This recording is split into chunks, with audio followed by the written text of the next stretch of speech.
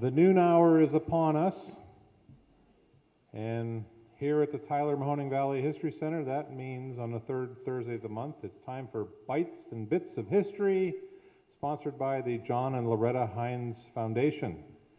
And we're so happy to see this large crowd here today.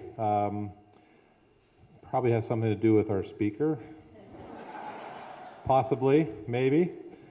But my name is Bill Lawson. I'm Executive Director of the Mahoning Valley Historical Society. Our organization owns and operates this facility as well as the Arms Family Museum of Local History on Wick Avenue. And we're so happy to have you here for this program, which has been going on now for 6 years, I think. And we're very pleased to do this on a month-to-month basis with so many people being interested in it. I have a little bit of housekeeping to do before I introduce our speaker, but I just want you to be aware of some upcoming events. For members or prospective members, Mahoning Valley Historical Society's annual membership meeting and Historic Preservation Awards will be on Tuesday, June 18th, and that's about a month away at this point. And it'll be held here in this room at the Tyler History Center. And if you want more information about that or want to become a member, please see Linda, who's in the back at the refreshment table, and she can give you more information. Later that week, on Friday, June 21st, we have a concert scheduled for here in this room. We're bringing back the Joseph Rubin and his orchestra, who were here last November for Veterans Day and the celebration of the centennial of armistice at the end of World War I. It was a great program. Anybody who was here would tell you that. But on Friday, June 21st, we have a concert called Got a Date with an Angel, Musical Memories of Idora Park. Now, there's flyers on your tables that will give you more information, but I can tell you this is a top-notch orchestra, and they'll be playing a lot of historic orchestra and big band tunes from that era, the 20s and 1930s. So please see Linda also for more details about that. And then at the end of June, the last full week, June 24th through 28th, we have a broadcasting summer day camp, and we've been offering summer day camps for a number of years. This one will deal specifically with the broadcasting industry and how to do radio and television, and it'll be very fun and informative for the kids who want to participate in it. We have a lot of different age groups involved, and if you know somebody who would benefit from this program, please see Tracy Manning in the back there at the table, and she can give you more information. Those of you who have Bites and Bits bonus cards, please get those stamped before you leave, or you can pick up a blank card at the back table as well. And what this does, if you attend 5 of our Bites and Bits programs, you get a $5 off on a Historical Society membership or $5 discount on a gift purchase downstairs in the lobby where the gift store is. So please do that. And I'll tell you, next month, on Thursday, June 20th, we'll have another Bites and Bits program, and it will be the Mahoning Valley's automotive history. And there was an auto industry here long before General Motors in Lordstown, and Vince Guerreri, who is a author, journalist, local historian who now works primarily in Cleveland, will be here to do that program on our long-lost history of automobilia here in the Mahoning Valley. So please come back for that as well.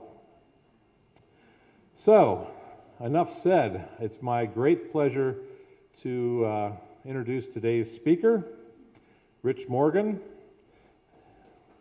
You can applaud now if you want.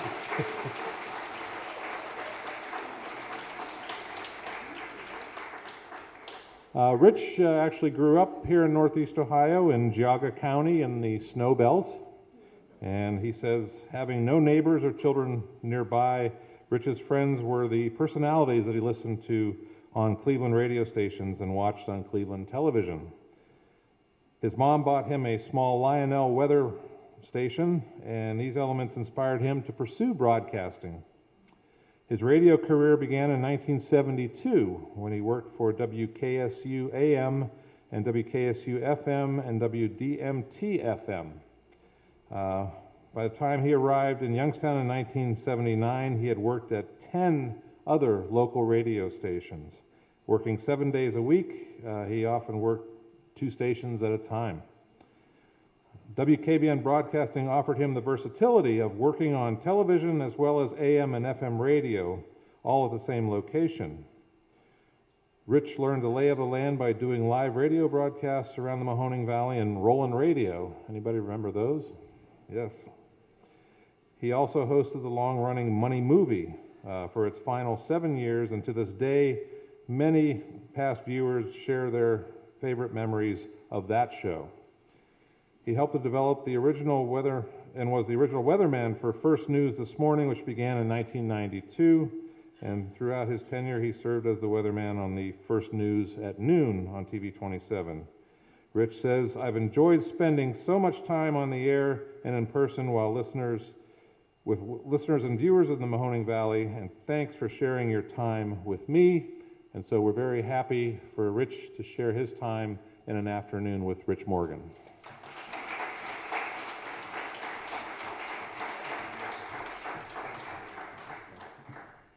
Well, from that round of applause, now I know I went to the Tony Bennett concert on Sunday, and Tony is 92 years old. He came around he burst out like he was 50. And I could see why, because he got this standing ovation. And I'm thinking, what does it feel like to be Tony Bennett to get that standing ovation? That's what keeps him going at 92 years. Now, we mentioned bits. I'm part of Bits and Bites of History. Do you know how old you feel when somebody says you're part of history? Now, Bill pulled this on me years before this. Years ago, I came into the Arms Museum with my wife, and somebody said, "Hey, Rich, look upstairs. You've got to see, your picture's up there." And I thought, my picture's in the History Museum. I'm not dead, but I'm in the History Museum. What Bill didn't realize is where they put my picture. Right next to Captain Kangaroo. Now, don't laugh at that. Captain Kangaroo may have been my earliest broadcasting influence. He was amazing. Oh, excuse me, I'm sorry. I don't want to lose any viewers here. He was really something, so full of energy, so full of information. There were all these things I learned how to make. Especially, I made a lot of those wagons. They had, he'd take a shoebox, and you took pencils, and you took a piece of cardboard and made the wheels. Those were my wagon wheels. I made a whole bunch of, it's a good thing my mom brought a lot of shoes, because I was making a lot of those. But what a great influence he was. And what was on the other network? Dave Garroway with the very first morning show. Well, the Today Show. Talk about an influence. Talking about an amazing thing to see when he would stand in front of all these monitors, and they had cameras around the world. We'd never seen coverage like that before. And then, of course, his famous way of signing off was peace. So there are two of the early influences that I had. And here's my buddy Ray Novotny, who usually I only see once a year when I'm running the peace race. And he's standing out in front of his house, and I scream at him just to embarrass him, you know. But Ray was one of the people that, I was very touched. He sent me a letter when I retired. And I tell you, Ray, I can't believe what kind of response I got for retiring. I mean, I don't know if you wanted me to leave, and that's why you sent me these letters to make sure I stayed retired. But in this day and age, you get emails. But what about letters? That's the old time, So it's really appreciated when you get mail like that, and I know I got some response from you as well. But we were talking about early influences. Tony Bennett, first of all, great concert. I couldn't believe I got a chance to see him. Thankfully, I didn't pay for that. That was my retirement gift from WKBN. So thanks to them. They apparently heard me say time and time again on the air once he was signed up for Packard, boy, I'd love to see that show at Packard. So that was a very special evening for me. But he's 92 years old. He's still up there. He still has that voice. He can still sing those songs. He may not hear the highest notes, but he comes close. And he still sings from the heart. He is truly an amazing singer. But he's 92. I'm 67. And I retired. What a wimp! My gosh. This week, my wife and I are sitting and we're watching TV, and we love NCIS. Who watches that? People across the world watch that. It's a popular show. But you notice the last few weeks, Gibbs has been having a real problem. Found out a secret, deep secret, that he finally imparted on his team. And it looked like, he was just going to come unwound this week. So what did we find out? Why was he so upset? Why couldn't he focus like he usually does? He was worried about retiring. Now, I can honestly tell you, last time I heard my alarm was March 1st. The first day of my retirement, my wife had me volunteer for St. Vincent de Paul. And I've been busy since. And I can't recall worrying about retiring like Gibbs was. Of course, what does Gibbs have to go home to? He's still working on that boat. Once he finishes that boat, he'd move another one in there. But I can understand. He doesn't have his wife. He doesn't have his children. What would he go to? He's got his team. Well, thankfully, I have my team. I have my wife, who just informed me yesterday, but, maybe I'm not retiring from teaching. I think I've got some part-time stuff I can do teaching that they're going to allow me to do. You go right ahead. I've got that yard outside. I got all kinds of things to do. I'll keep busy. And thankfully, our son just got a new job. He's with a full-time law firm.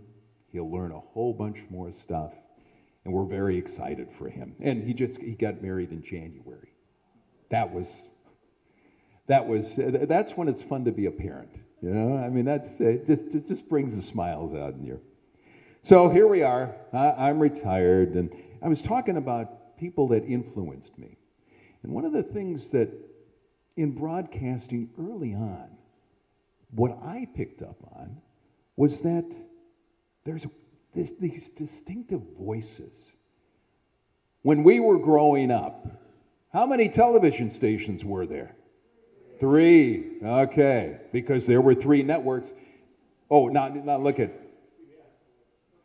That came after. You're too young. Those are the younger years. Yeah, PBS eventually came up, but who could tune it in? It was always scratchy. But so with 3 or 4, you had the cream of the crop. And even on radio, too. We didn't have that many radio stations. So again, you had the cream of the crop. And that's what I heard. I heard great voices. That's not the case anymore. Don't want to make any problems for anybody, but I don't believe that the broadcasters are that aware of their voices. And one of the people that really impressed me, and I'm sure that, maybe Bill will know this name, As a matter of fact, let's see. I may have to look this one up, Bill. It's terrible because, yes. This guy so impressed me, but you never hear about him. He was only out there for a short time back in the 50s, maybe early 60s. He was the first person to record the Bible from beginning to end. And his name was Alexander Scourby. Not an easy name to remember, okay? See, it doesn't ring a bell with Bill. He's too young for this anyway. Alexander Scourby. If you get a chance, look up his name. He was sort of an actor, but his voice, I would listen to that. I would switch through the channels, and if I would hear his voice, I didn't care what was on. I listened to his voice. I think I learned a lot from that, to have that distinctive voice, that certain sound. If you do get a chance, go online, look up Alexander Scourby and see if you can hear his voice. It is truly amazing, and that's one of those things I always kept in mind. Having a good voice so you'd stand out. And I know a lot of times people come up to me, I'll be somewhere they don't recognize me, but they said, oh, that's you, Rich. I recognize your voice. And I always tell them, that's the best compliment I could have, that you recognize my voice. And I really appreciate that. Now, we do have, I know a lot of you folks, well, let's see, maybe half this group is old enough to remember a thing called a money movie. Bill remembers it, yeah. He was, about 5 years old. And I tell you what, now, when I was growing up, Bill, and I was in the playpen, my mom said her best babysitter for me was a guy that used to say, how are you, how are you, how are you? Remember Arthur Godfrey? Remember that distinctive voice? Once again, a distinctive, calming voice that was perfect for a child. So he's probably another reason why I got into broadcasting. But speaking of distinctive sounds, this should be a distinctive sound to you. Well, it's slowed up over the years, I've noticed. The important thing is it's not acting up. Notice how it is flipping every one of these numbers. Now, when I was doing the Money movie, I flipped this on, and what does this represent? Wait. We want to make sure everybody hears this. It represents the last four digits of the phone number that you were about to call. Well said. Okay, give her a round of applause. That's because by this time a lot of us have forgotten that, but it was great because I'd be doing the show and this would be clicking away, and I'd be standing there and I'd see myself on the television and I'd see one of the numbers would stick and I'd go like that and it'd just bring it back. So hopefully that brings back some memories. And then how did we get the first number, your exchange? Do you remember? But how did we get it? You didn't see that magic. They were on slides. Thankfully, at that point, we only needed 2 of those carriages to have all the exchanges in our 5-county area so that you could get a call, or anybody in this room get a call on the Money movie over the years from anybody besides me. Oh, you did get a call? Are you sure it wasn't somebody just pretending to be me? Because that's another one of those things that it always has to be a fella. They'll come up to me and say, Rich, you'll never believe this, but when I was a kid, I used to fool my mom. I'd call up and say, hi, this is Rich Morgan on the Money movie. Do you know what the jackpot is? And she'd get so upset. Of course, he was calling at 10 o'clock at night or 9 o'clock in the morning.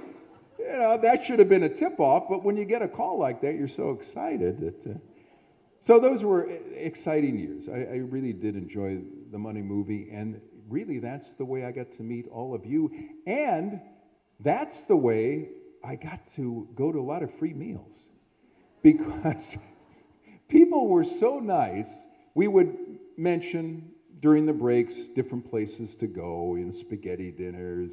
And I was always amazed at how many times people would send me tickets, of course, to get me to come, but also to get me to mention those things. And one of the things I got, I came to this town, I had no idea what wedding soup was. I mean, come on now, folks. Briar Hill Pizza. Well, who knows about this stuff outside this area? Chocolate pecan ice cream. Well, where else can you get that? So wedding soup, I happened to mention it on the air. And I saw signs around the area, and I thought, well, I guess there's a lot of halls that have weddings. I didn't know what that meant. So this woman from the ITAM post in Austintown was the head cook there. They had a monthly spaghetti dinner. And she said, if you want to taste some, I'm going to deliver it to you. And oh my gosh, that wedding soup was so thick. And the meatballs, and the broth. And she also sent over spaghetti. And I also went each month to have spaghetti there because it was so good. So spaghetti, pierogies, of course. Over here on Laird Avenue, Holy Trinity Church. I don't even know if they do that anymore. I noticed they're doing fish dinners. They still do? Because I know they're connected with the church in Austintown as well. And I know they still, St. Anne's, yeah. But those pierogies were probably the heaviest pierogies I've ever had. I'm not complaining. I just couldn't eat as many. My mother-in-law made the lightest pierogies on this earth, and it made it easier to finish them off. She wondered where they went. And, oh gosh, pierogies are so good. St. Stan's, I just had cottage cheese pierogies from there a couple of weeks ago, and I hadn't had cottage cheese in a while. Just such a delight to have. But, okay, we're talking about food, and you get stuck in that, and then I'm making you all hungry here at lunchtime. But something we wanted to show you were some memories of the Money movie, and these are the things that we used to promote the Money movie over the years. And hopefully, through the magic of electronics, I'll actually push the right button, and it will start. Maybe? Yep, here we go. Captain. Yeah. Will you check your automatic scanner, please?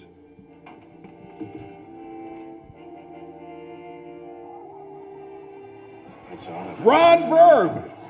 Nor have I. Hi, I'm Rich Morgan, and I'm going to be on vacation this week. You're always on vacation. Nah, so Ron Verb will be your host. I'll take over. Tune in anyway, and tell me what's on. What is on? Star Trek. All this week on the Money movie. Nice job. I know. Where'd you get the clothes?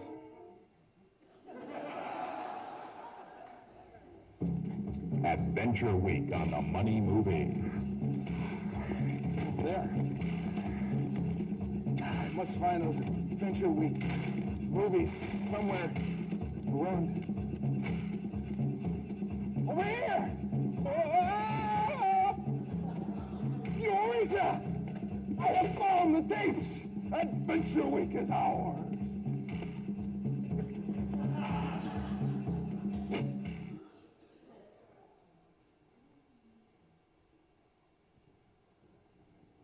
Adventure Week on the Money movie. I must find those Adventure Week movies somewhere around. Over here! 2, 3, 4, 5, 6. Ah! Eureka! I have found the tape! Adventure Week is ours! Who is that guy? Look how dark his hair is.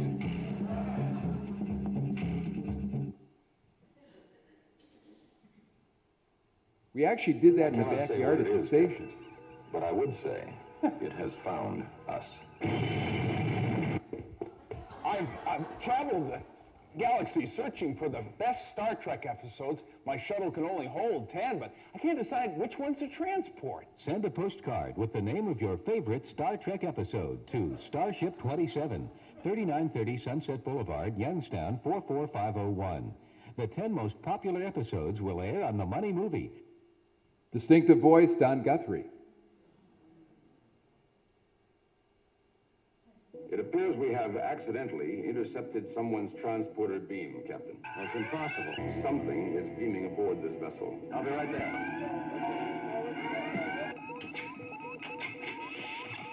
Something's taking us apart.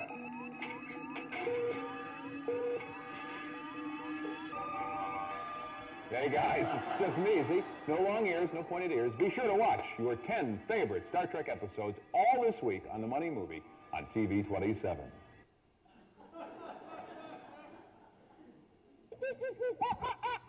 Someone to see you, sir. Who? I don't know, sir. He didn't give me his name, but he said he's a friend of yours from K-Mac. Hi, it's just me, Rich Morgan. And things will be getting pretty hairy around here next week on The Money Movie during Planet of the Apes week. What does it matter? He's just a human. In addition to all the monkey business, we'll be making the usual money calls. Well, think of how rich you'll be if you win. So don't miss Planet of the Apes week on The Money Movie next week at 4 on TV 27. Hello? Those were the largest glasses you could possibly get at that time. What are you doing here? Don't you know they're still looking for you? If you're looking for me, I'll be right here this week hosting The Money Movie during Planet of the Apes week. I intend to have a marvelous time. You too can have a marvelous time. Just join me here this week at 4 on The Money Movie for Planet of the Apes week right here on TV 27. Okay, more monkey you want, huh?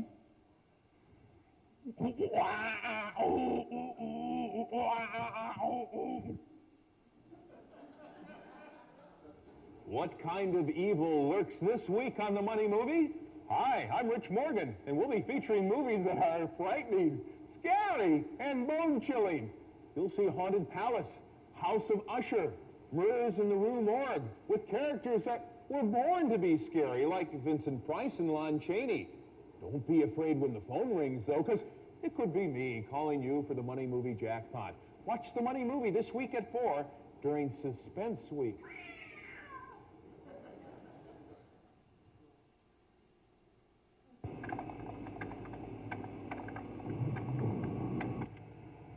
Looks good.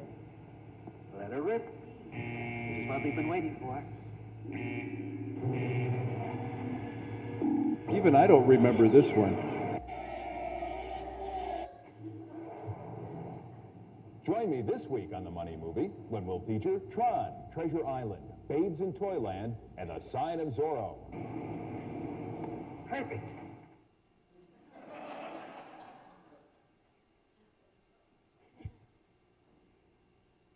Well, this calculation's been staring me in the face for weeks. Sometimes you can't see the forest for the trees. Right, Charlie? Professor, here on Rich Morgan.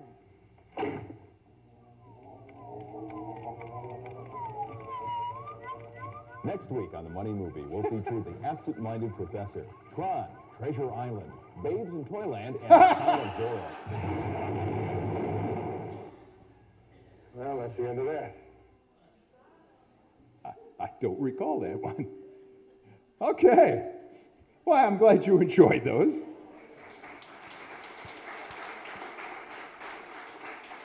If you were watching during the week that they saluted me, there was one of those promos that they did where I was dressed up as a cowboy, and I was on a horse, one of those coin-operated horses. It was actually at the old Kmart.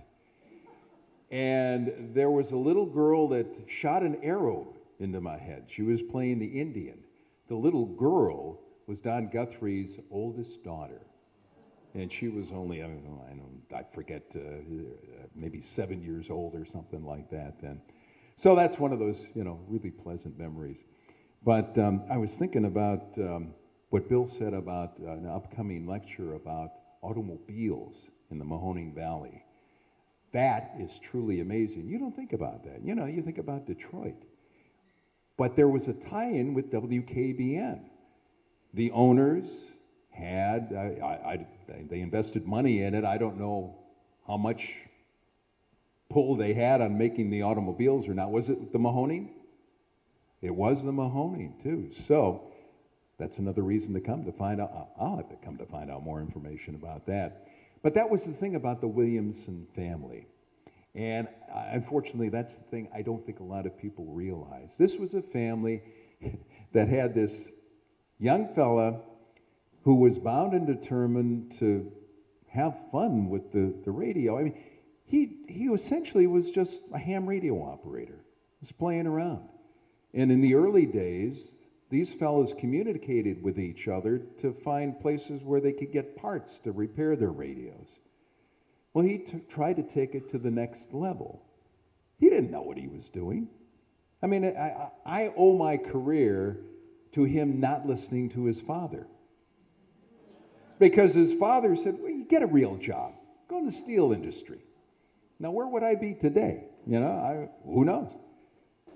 But he was bound and determined to move radio along, and he did it at his family home. And at one point, they moved him out back to the chicken coop because he almost burned the house down because of the electronics. They had the first election results at the Williamson home. And for some reason, they had the microphone set up in the bathroom. And they had runners bringing them the information. When he was trying to broadcast hour after hour, if one of the guests didn't show up, he'd have somebody run down the street. There was a neighbor who played piano. He brought them down, they played piano, they filled the time, and then the next show came up. The pioneering aspect of WKBN and Warren P. Williamson Jr. is pretty impressive, and it's something that really should not be forgotten.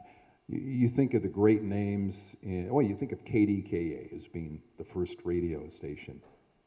WKBN was the first commercial radio station, TV station. When I came here, I couldn't believe. I thought, gee, how lucky can I be? I'm part of this history, and thankfully, I got to do one thing that was somewhat pioneering at the time. We started 27 First News this morning. We were the first full-time morning news program, and I'm so glad that I was a part of that. And now we've expanded to 4 hours. I'm glad I got out of it for the 4 hours. 2 hours was plenty. 4 hours, you're pretty worn out after 4 hours. Even the young people that are there are getting worn out. But it was exciting to be a part of that history. And I have to thank you so much for being a part of my history. I would not have been here for 40 years if you hadn't supported me all those years. I don't know why. I don't know how this worked out. I don't even understand quite how I got into broadcasting. Because I always tell people, my dad died when I was 11. If my dad walked through the door right now, he wouldn't believe that I'm his son. Because I was this quiet kid. I was very, very painfully shy. Not the kind of person that would go out and speak in public. My dad, however, I got to watch him quite a bit. He had no training whatsoever. But when it came to emceeing the Thunderbird raffle at St. Helen Church in Newberry, when it came to emceeing the company gala or the picnic, he was always the MC. So I guess I sort of just picked it up from being where he was in him. And the first time I got a chance to hear my voice on a microphone, he was emceeing our chicken barbecue at St. Helen Church. Now you have to understand, St. Helen Church in Newberry is located near Punderson State Park. Huge lake. My dad was so loud that I could go home and it sounded like he was in the backyard talking to me. So I guess this is, where I picked this up somehow or another. And thankfully, unfortunately, he never saw me in broadcasting. Thankfully, my mom got through it. I had a chance to even introduce her on the Money Movie the one time, and she was so nervous. I said, come on, Mom, come on up. She had her purse, and she couldn't figure out what to do. Do I walk up? Oh, Mom, come on, just come on. She's going back and forth. Finally, she came out. And, she got a kick out of it. That was, she just loved that. But I tell you what, I've talked and talked and talked. And I know a lot of times when I go and people meet me, they love to talk to me. So, let's open it up to questions and see what you have to say. Whoever wants to ask a question, raise your hand, and I'll just come right over there because I could use the exercise. Now, you know how I started my day today. I did go for a run. I was in a 5K race on Saturday, so you have to take a few days off. So I walked the last few mornings, but I decided this morning it's time to start getting those legs moving again. So I'm exercise ready here, and what's your question? I want to know, did you, the station, or your wife pick out the clothes for the themes on the Money movie? For the themes on the Money movie or the clothes? Who picked out the clothes, but all the different themes, Western Week and... That, Norm Berger was the program director at the time I was working there, and he was very active in the community. That might be a name you remember. He was the one that came up, well, actually, came up with the concept of having a theme week when I started. And the first theme week was, oh boy, he was a hero in World War II, and he went on to Audie Murphy Week. There you go. That was our first theme week ever. And then it went from there to, as you saw, Planet of the Apes, which so many people loved. The clothes for the promos or just for the show? Oh, for the themes. Whatever I pulled out of the closet. Yeah, you know. The closet? The ape suit was not mine, however. Yeah, I had some limitations after all. But it's funny, too. That is the thing that people ask, you know, well, who did your clothing? Well, we didn't have anybody picking out clothes for us. They gave us a stipend to work with, and we had to work within that amount of money. But thankfully, Jerry Garcia came along and started producing ties, and that's what I wore today, a Jerry Garcia tie. I love these. They're expensive, but at Kohl's, I just so happened I got in there at a good time when they had discounts on them, so I got quite a few of them. I mean, that's what you have to watch for the discounts, right? So, okay, who else has a question for us? Okay, Ray. So are you a Kent State grad? Yes, I am. Do you have any recollections of college? Were you there for May 4th? No, I was in my senior year in high school at Newberry, and Mr. Kitko was my chemistry teacher. He was also... trying to remember whether he was a member of the National Guard. We had some pretty difficult conversations, let's say, which was important because I learned to respect him. He learned to respect us children who really didn't know that much that was going on. But yeah, oh my gosh, I would have gone there in I was off campus from 70 to 72. And then I got on campus in 72, and I was working with WKSU FM. And of course, when the anniversary would come up, we would go and we would do interviews and walk the whole path and everything. So I did learn quite a bit from that, yeah. Are you a Kent graduate? I am. And what year did you graduate? 80. Another youngster, you know. My wife always enjoyed.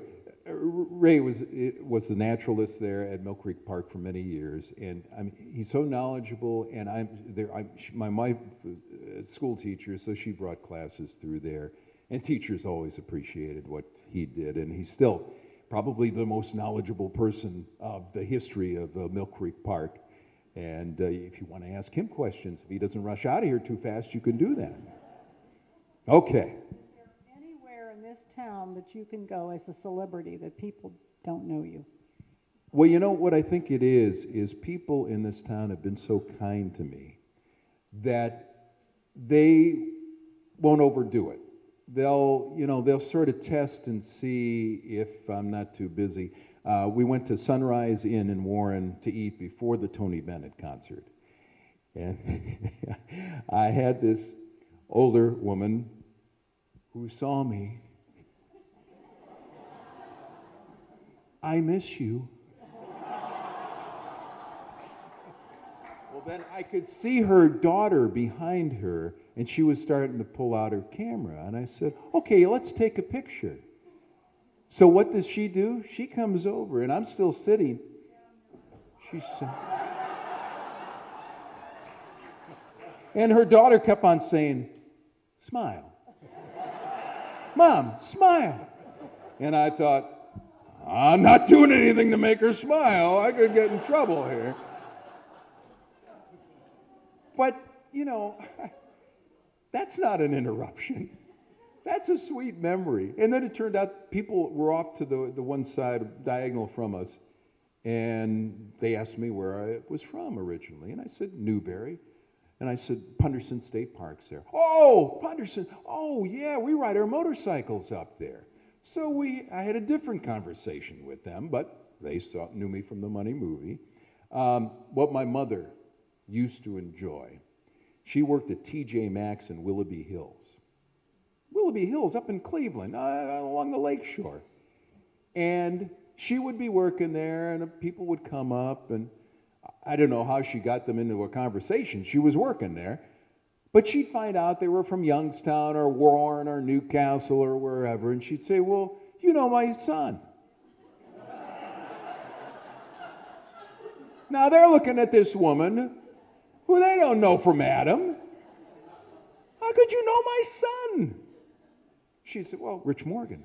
Oh, Rich Morgan. That put a smile on her face. I mean, and the rest of my relatives have done the same thing. They'll be on vacation. They'll be talking to somebody from this area. And so, you know, when I grew up and watched the three channels I watched and saw different people retire and leave, I was like, boy, that's, you know, the way they pay tribute to those people, I think, that's really special. Well, I got to tell you, WKBN made me feel above and beyond all that. I mean, talk about special. I couldn't believe all the things. And I was telling them, I said, you know, maybe you're overdoing it.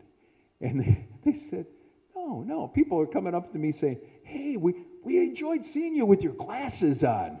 And I thought, oh, gosh, I hated those glasses. Oh, and your hair was dark at one time. Do you have to rub it in? Okay, who else has a question? All right, you're closest. I'll get to you. Rich, look at this. She takes oh, go down to your mouth so they hear you. Okay, would you just comment a little bit about the other part of your career, weather forecasting and broadcasting? Oh, sure. As Bill mentioned, weather became an important part early in my life because we lived across from Punderson State Park. We lived on a hill. So I overlooked Punderson Lake, which is a beautiful lake. And I could see it year-round. I saw people fishing on the ice. I saw people fishing in their boats. It was just, and my dad put in picture windows. So we had huge windows. Nothing to block your view of this beauty. And you could watch thunderstorms develop and everything. And then I got this weather station that was made by the Lionel Company, of all things. And I got interested in it there. But there was a series of books called The Happy Hollisters. I don't know. Boy, I'm amazed. They were really popular at Notre Dame Educational Center in Chardon, Ohio. But there was a poem in there about weather. And I got fixated on that. I finally put a marker in the book where that was, and I'd put the book away, and every once in a while I'd grab that and pull it out again. And when it came time to do my first speech on weather in this area, I thought, well, how am I going to start? What am I going to say? I went back to that poem, and it helped me develop what became my usual speech, but I added to it over the years with weather folklore. Red skies in the morning, red skies at night. I was amazed with that. I thought, that really works. And then I started to do research on it and found out what it's based in. And I thought, it really does work with weather. So I was amazed with that. And then along comes the folks from Handel's. And they said, we'd like to name an ice cream flavor after you. And I said, oh, okay. Well, could we call it Morgan's or Rich's or... I said, well, what kind of ice cream are we dealing with here? And they said, well, what do you like? Well, I like fruit. I like chocolate. They had raspberry ice cream with chocolate truffles. And I said, that's perfect. Let's call it Red Skies at Night. Traveler's Delight. But as far as weather goes, my weather training actually came through the mail, through Mississippi State University. I was already working here. I had done weather off and on throughout the years because it was an interest of mine, but I furthered my education by doing it that way. And Paul Wetzel actually, he went there on campus. Don Guthrie did the same thing by mail. And so that's where we got our further weather training. And weather has changed dramatically in 40 years, so that, I don't know if you remember the exclusive color radar that we had.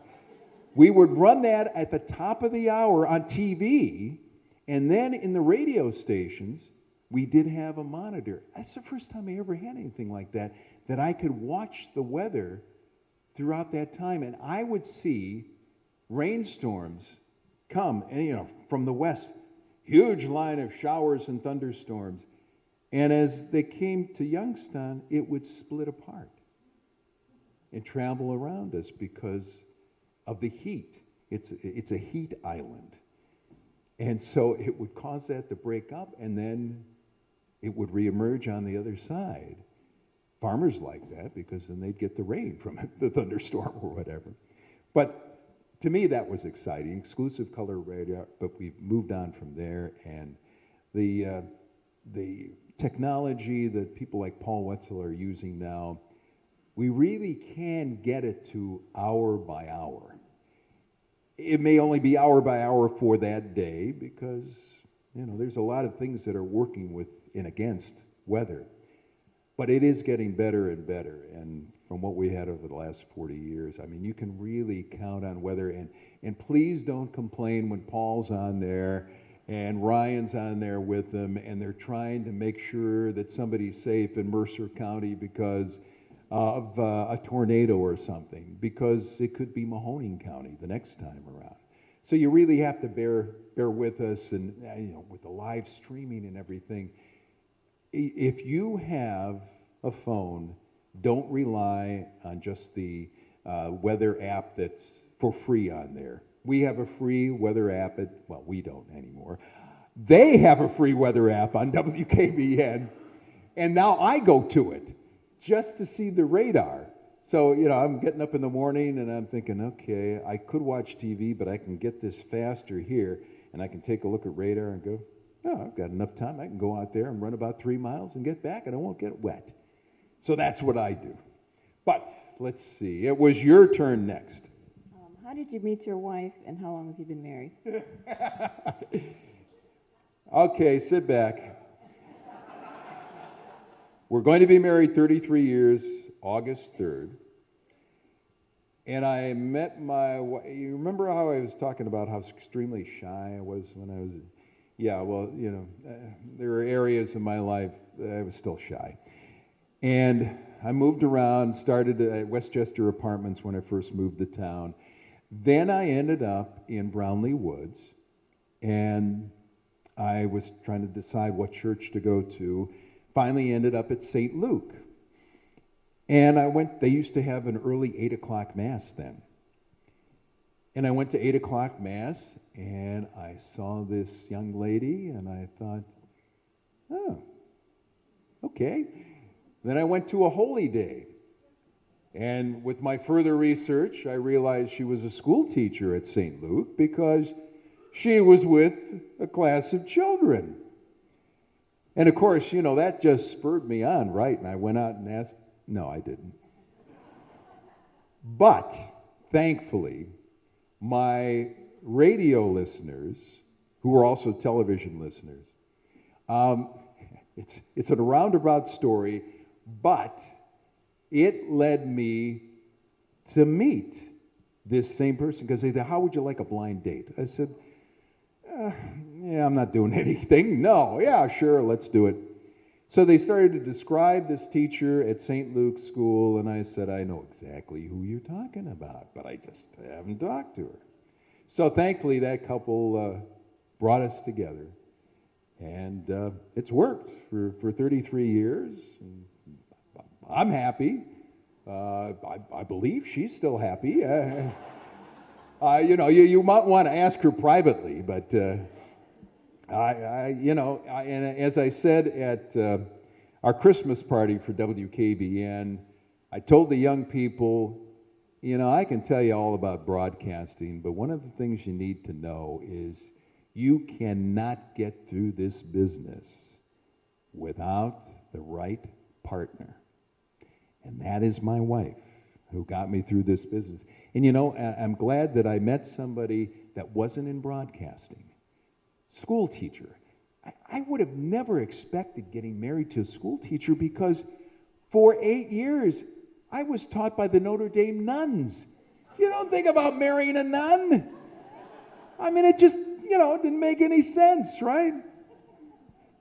Hi. How are you? I'm so enjoying this. I heard this morning from a friend of mine that you used to DJ at Ray parties. Is that true? I used to, that's when Bill mentioned about 7 days a week. That was, I hadn't gotten to here yet. Mr. Williamson said, well, Rich, you're going to have to work 6 days a week. And I said, oh, thank you. That means one less day that I have to work.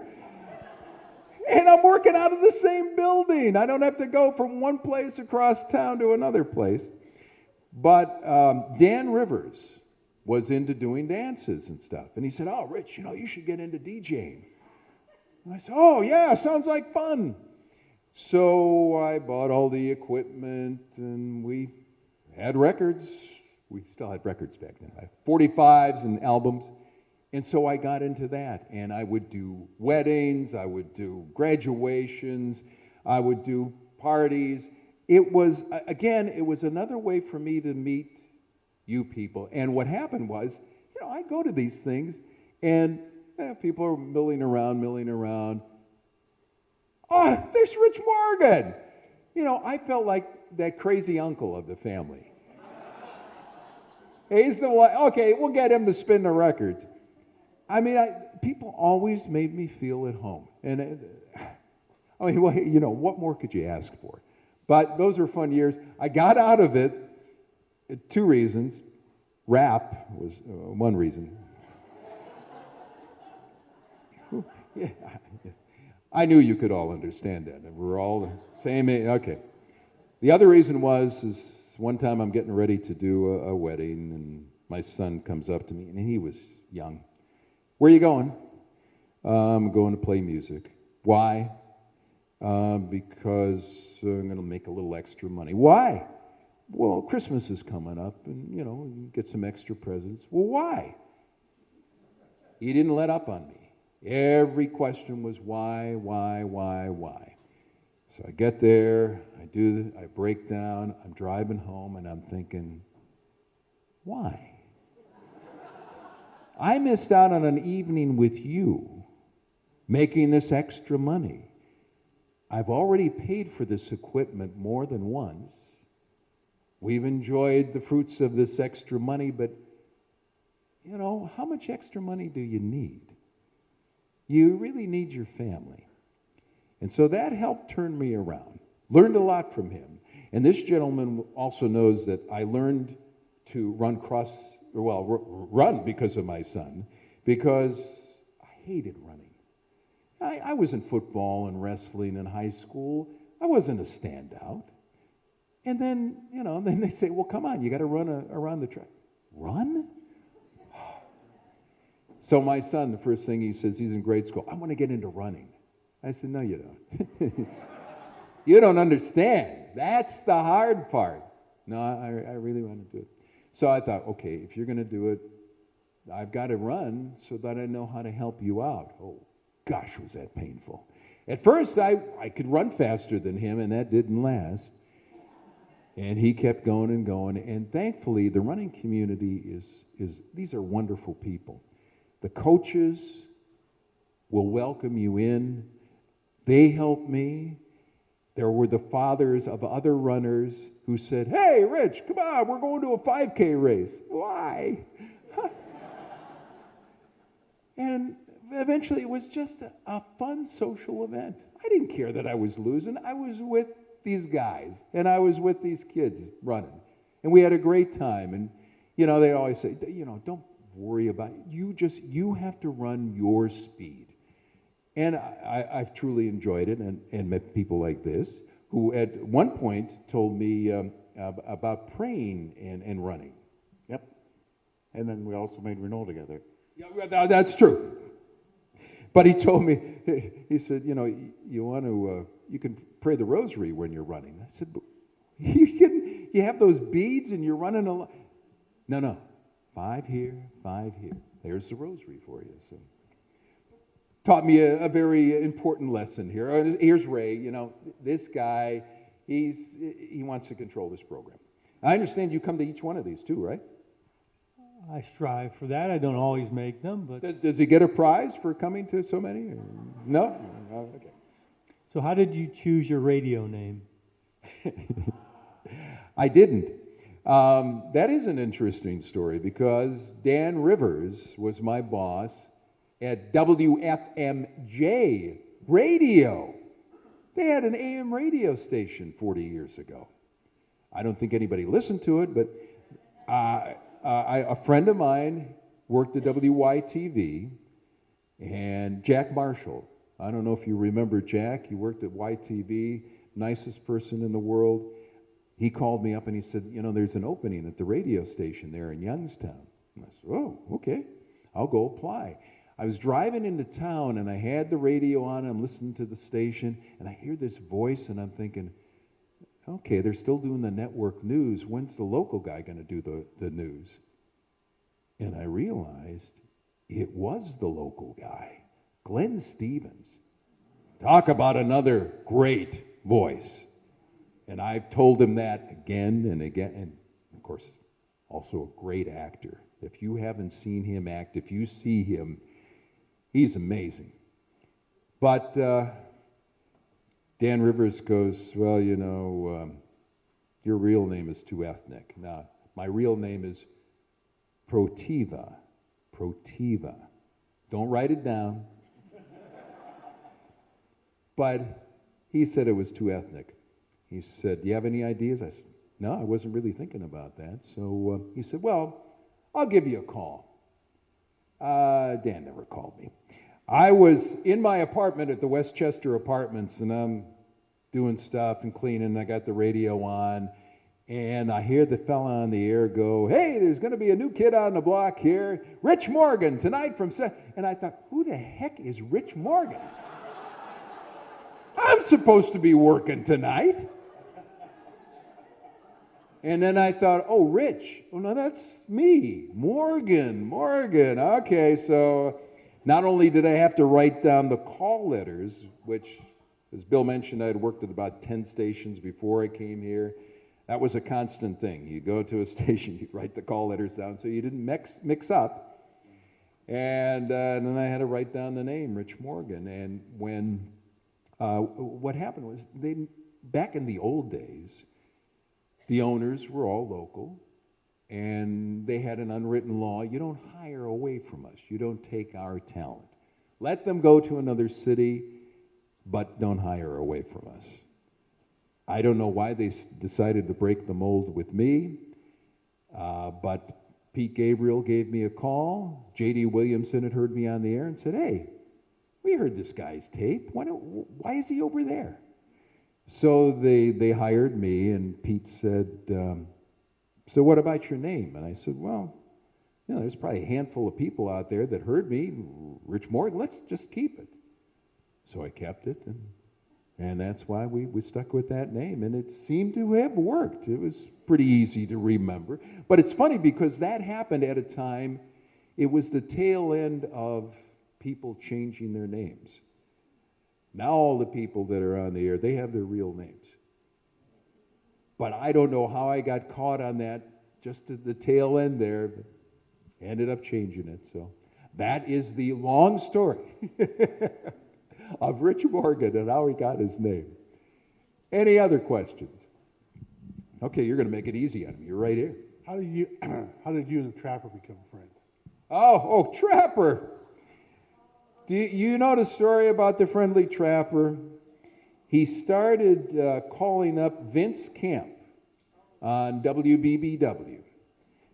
And he was on so much that Vince gave him the name the Friendly Trapper, because he didn't just kill animals. He figured out the easy way, the friendly way to do things. And it just so happened that somebody by the name of Bert Ulrich couldn't be here, but he dropped this stuff off. Now, the way I got to know the Friendly Trapper was because of WKBN radio. Trapper was on 570 with his, I think our show was 2 hours long originally in the morning. And they needed somebody to run the board and make sure the call letters went out and say the phone numbers. So I ended up doing that with the Friendly Trapper and the other service shows that we had on gardening and work around the house and the car show and stuff like that. And what happened was when we got to do First News this morning, first of all, the news director says, hey, we're going to do a gardening segment. Do you know somebody that could do that? Oh, did I know somebody? The fellow that was doing it on radio was excellent. And he's still, unfortunately, they finally canceled his show. But he was the best. I mean, he could answer questions in such a short amount of time. Phil Steiner from Mellinger's originally. So my next suggestion is let's have the Friendly Trapper on.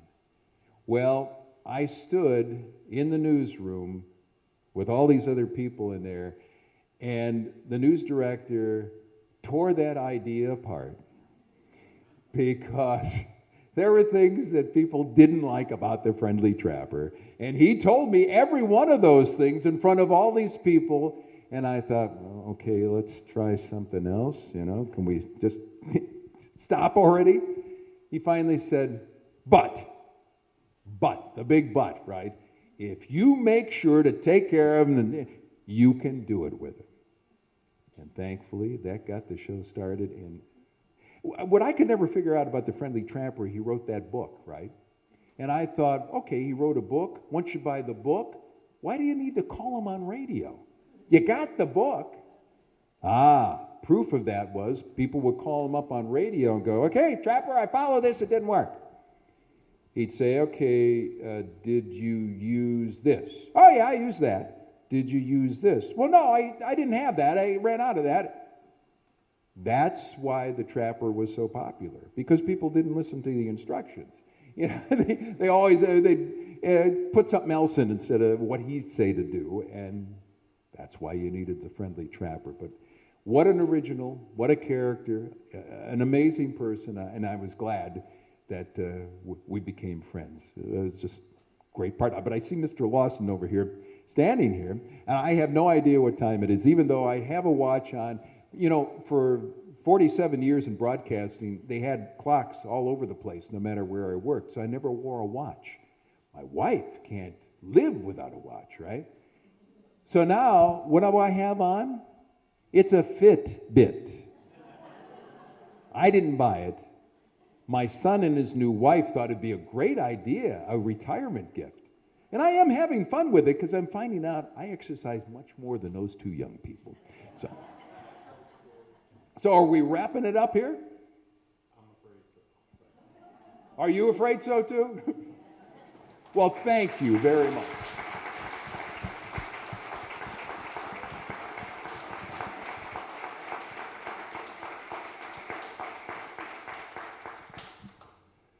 This is the only unpleasant part of my job, is being the hook, because I know that, you know, it's been a great session we've had. The stories are great. The questions have all been great and meaningful. But it is a little after 1 for those of you who have to leave. But I didn't see anybody get up and go. But what I just want to say, a couple of things. in observing this. As a broadcaster, Rich understands the most important thing about it is relationships. Because even if you're behind a microphone or in front of a camera in a studio and you're removed for miles from the people who are watching you or listening to you, it's still about how they feel about what you're saying and how you say it. And if anything marks your 40-year career here in the Mahoning Valley, it is relationships, that you are a genuine article, and I think the affection of this room reflects that. So thank you, Rich.